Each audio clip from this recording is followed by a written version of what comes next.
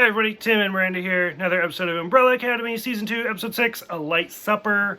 For the record, I wanted to eat food while watching this, or while doing this video, but I was vetoed. Because I already ate, I'm full as fuck, and I don't want to go get the food from the fridge just to sit here and hold it. We just ate like $100 worth of Chinese food. Yeah. It was pretty good. It was hella good. Anyways, what'd you think overall? I actually really liked this episode a lot. I did too. It was pretty great. I loved it until the end. Like, the end is where it fell for me. Yeah, kind of dumb.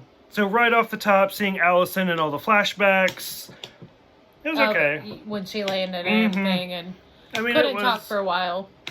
Which was nice. Yeah, but. yeah. We see Five negotiating with the handler, because that's where we left off with the last episode, is him standing on her daughter's windpipe. Yeah. Which Five... Like, every line Five has, like, he just gets the crazy eyes. It's just like a snarky remark, like one after the other. And it's it's great. But you could see him being like a 50-year-old man. Oh, yeah. Where she's like, I have an idea. No, you don't. No, you don't. I'm done with your shit. This is where you come in. No, it's not.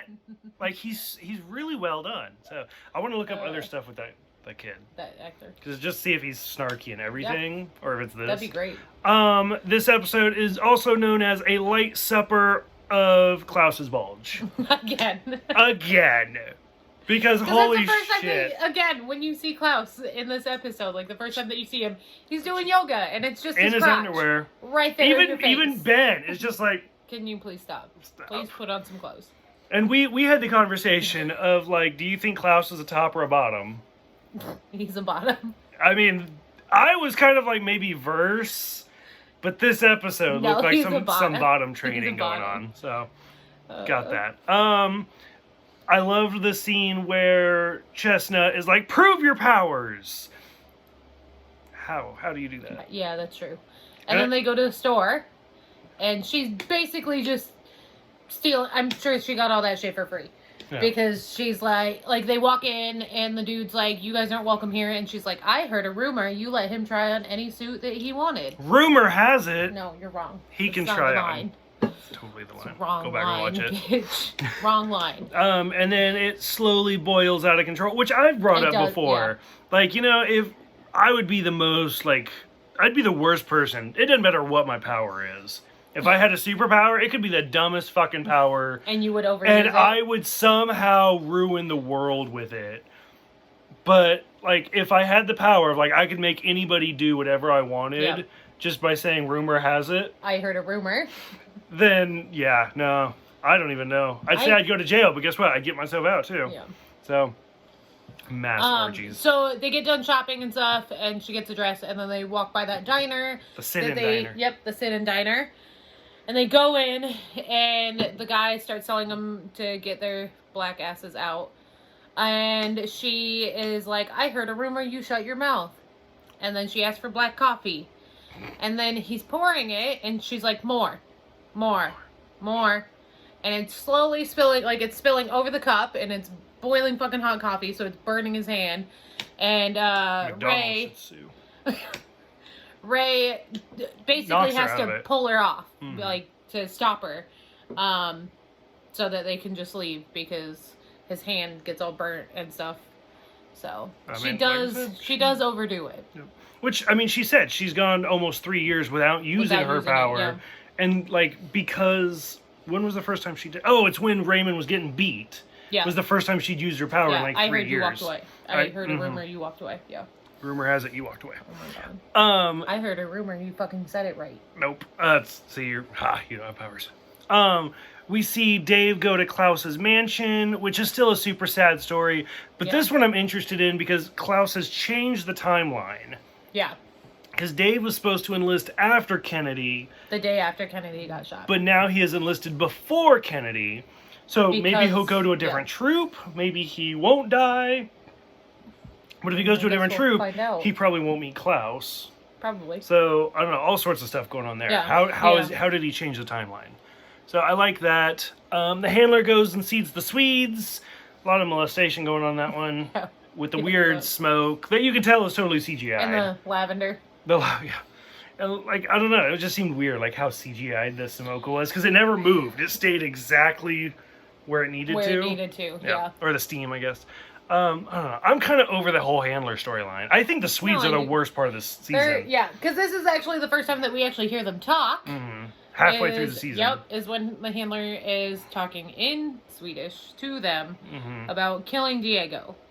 But eye for an eye. You could cut the Swedes out 100%. I don't think you'd miss anything. And even the handler, I'm kind of bored. Yeah. So, over that.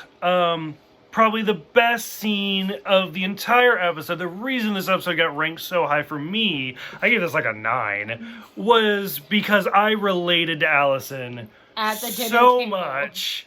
Like 5, like, so one, like, I feel like I personally am like a combination of Allison, Klaus, and 5. Yeah.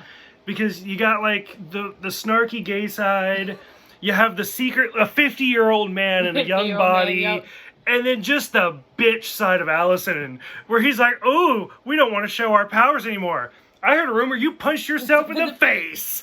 And he just, it was so, doesn't even hesitate. She's just like, "Do it." It was great. And then like when fucking Vanya blows up the table, she just like, they all told her not, like, no, Vanya, it's cool. Don't use your powers. Oh, I got this. Like, I got this. Ding, and the fucking fruit. And then Vanya's just like, done with that cup. No, Allison. Or Allison. Allison just like throws her cup. New cup. Or she didn't even throw her cup. She like just grabs the umbrella and puts it in the new one. And I'm like, oh, there we go.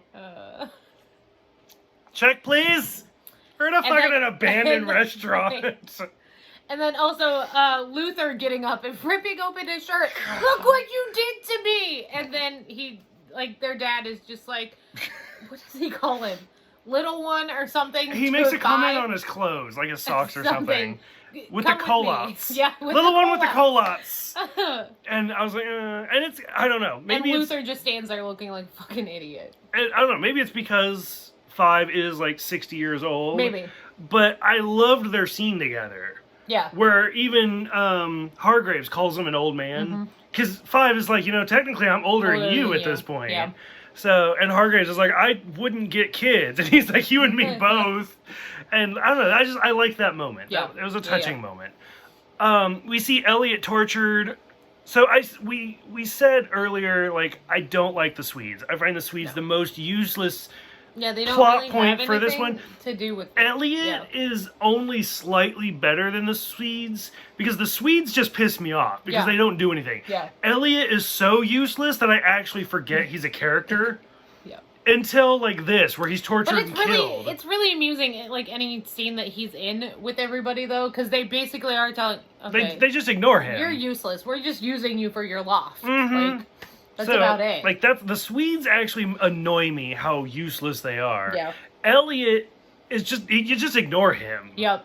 Like I had to make sure to write down because literally we are on episode 6 and I don't think I've said his name in any review before this. Oh yeah.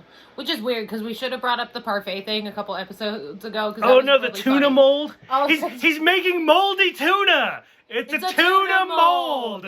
And then it's like tuna and Jello. Yeah, I was like, oh god, it just keeps getting worse. Because as soon as he said tuna mold, I was like, is he talking about like a tuna melt? Ew. Like, what is he doing? No, it's literally like lime jello. It's with tuna on top. And then, of course, the big twist at the end that everybody saw coming. Carl seeing Sissy and Vanya doing it. Yep. Or making out in the car. Not really a surprise. Yeah. But overall, Allison made this entire episode. Like, she's kind of my soul animal in this one. Because it's not this episode, it's a couple episodes ago where Klaus breaks her husband out of jail. Yeah. And, like, he's drunk, and Ben is like, I told you to stop drinking! And Allison's like, you need to stop. And Klaus is like, okay. And she's like, I have ice in a blender. If we're gonna day drink, we're gonna do it right. And I was like, yes! Like, Allison, she could do reviews with me. She'd be a friend. Wow.